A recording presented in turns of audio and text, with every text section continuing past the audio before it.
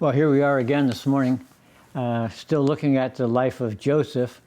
And yesterday, we kind of left him in prison. After he'd been thrown there into prison, going to spend some time there.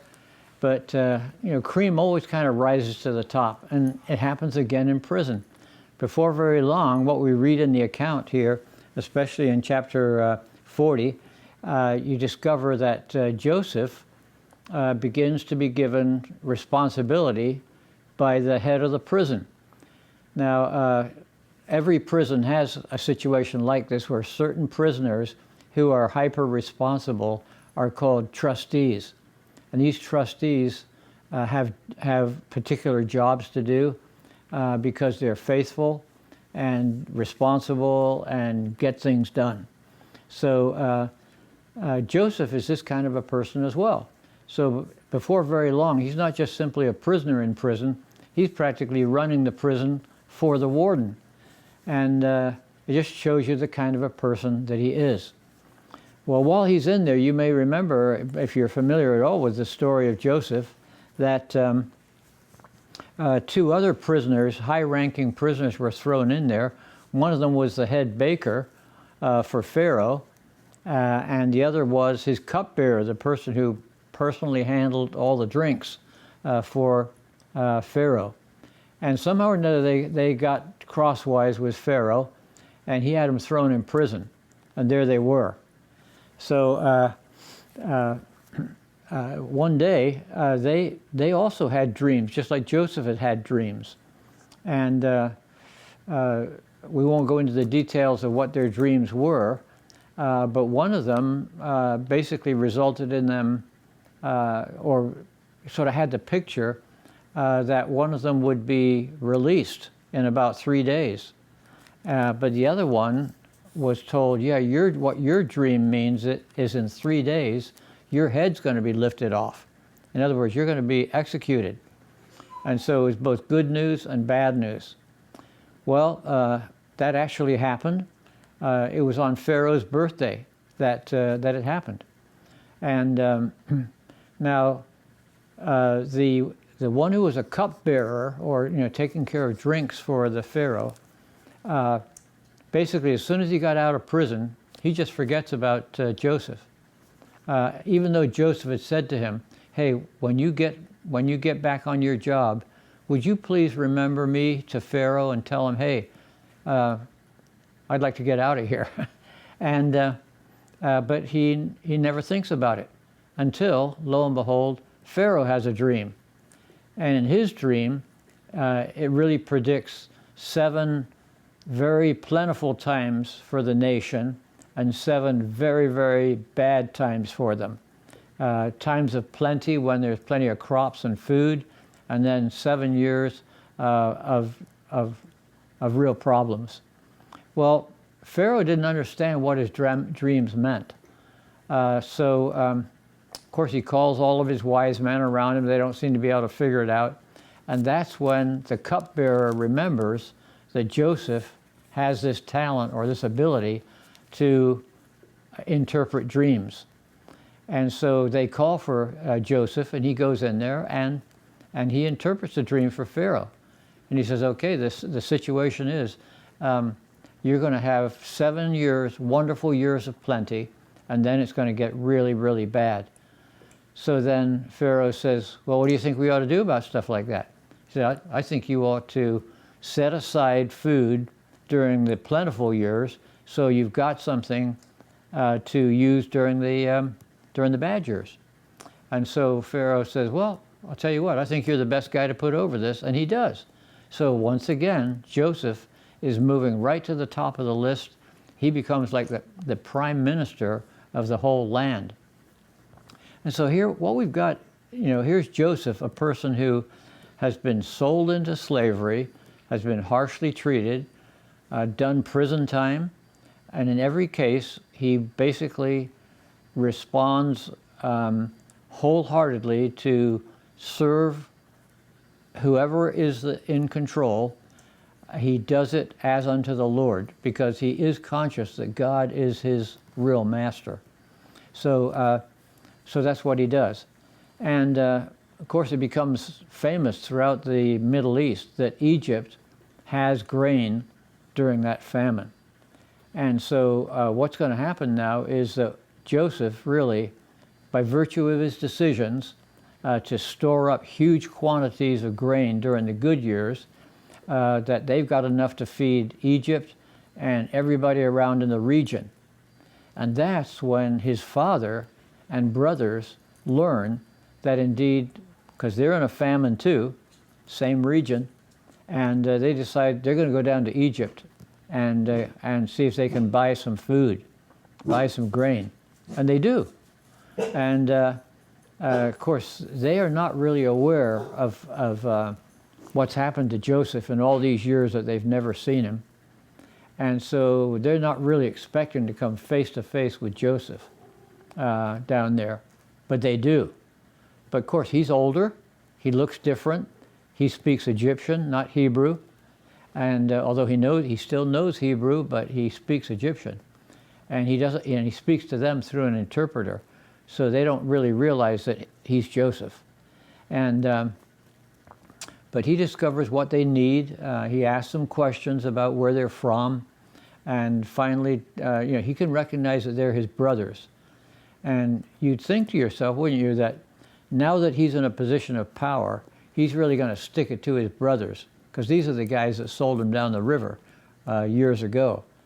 And yet, he's kind of moved with compassion. God's been good to him. He's in a great position. And he decides that he will do good for them. And in fact, he sees it as the plan of God. And we'll see that more clearly as even tomorrow as we end up. But when Joseph is in a position to do good, he's going to do good even to those who have not necessarily treated him well. And that's what he does for his brothers. So he not only fills up their sacks with grain, and they of course pay him for it, but he puts all their bags of money, he puts them back in their sacks of grain, and halfway home when they open their sacks, they suddenly realize, hey, they gave us back our money. Well, they continue on back to their father, and but halfway along the way they get stopped because Joseph sends some men after them, and he says, you know what, I think you guys are spies. I think you are spying out this land of Egypt. And they said, no. Honest to goodness, man, we are just honest fellows, and we came down here because we have need to feed our families. That's it. We're not spies. He says, okay, I want you to leave one of your brothers here with me. Just pick one, and you keep him here.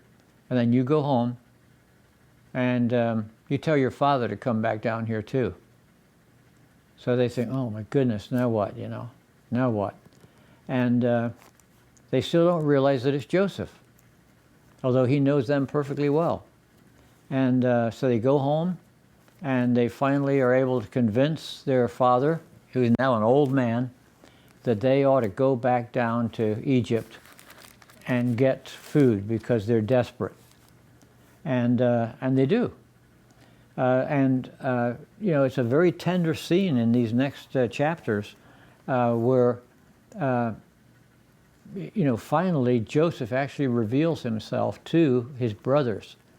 And this is really a scary time for them because they realize that their brother has become exactly who he thought he was going to be from those initial dreams. Now they're going to be bowing down to him, and he's in control. But what they worry about is that now that he's in a position of power, that he's going to really give them grief for what they did to him.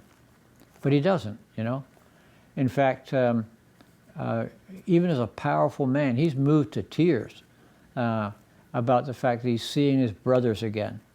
And in spite of all the evil things that they intended to do to him. So, you see in these chapters, and if you read them for yourself, which I hope you will, you'll see just how tender a person Joseph is. When he has the opportunity to care for other people, he cares for them. And he is like God's instrument to save Egypt from famine. And not just Egypt, but all the countries round about and his own family. And so that's what he does. He's in the business of taking care of other people. So whether he was in Potiphar's house taking care of the house there, whether he's in prison taking care of all the prison activities, or whether he is prime minister of Egypt, he's getting bigger and bigger responsibilities as he goes. And because he believes in taking care of other people. And that to me is a tremendous value for every one of us to think about. Are we others oriented? Do we care about other people's lives? Do we ask other people about what's going on in their life, and not just simply tell them about what's going on in ours? As I look back on my own life, I think that one of my sins was what I now call benign disregard. In other words, I just didn't care what anybody else was thinking. I didn't mean to be mean to anybody. I wasn't trying to be mean. I just didn't care what they thought about. I didn't do anything to help them necessarily. And that can also be very difficult in a marriage if you don't care about the other person and think about them first instead of yourself. So, what I'm saying to you all is, start now being people that care for one another. Look for the opportunities to do that. Over in John chapter 13, Jesus talks about this, and this is going to be our memory verse, John 13, 34 and 35. And here's what he says. He says, a new command I give to you. He's talking to his disciples. A new command I give you, love one another. As I have loved you, so you must love one another. By this all men will know that you are my disciples if you love one another. So, the kind of care, the level of care that we ought to have for other people isn't just, I gotta do something nice for other people. What Jesus is telling us to do is to love each other, especially other believers, of course, but actually love your neighbor. When Jesus is challenged about, what's the most important law, he says, well, it's this. You should love the Lord your God with all your heart and all your soul, and you ought to love others as you love yourself. And so this is a big value to God and to Jesus. And so think about, how the Holy Spirit could produce that kind of love and that kind of care for others. You don't have to wait for other people to be good to you. Joseph didn't. Joseph is good to people whether they're good to him or not, because that's the kind of God he's got, who he's serving and who's energizing him and who's caring for him through all of the kind of situation that he's going through. So God bless you, and tomorrow we'll finish up and talk about forgiving those who hurt you. And we're going to look at that scene of where Joseph decides to forgive his brothers no matter what they did to him.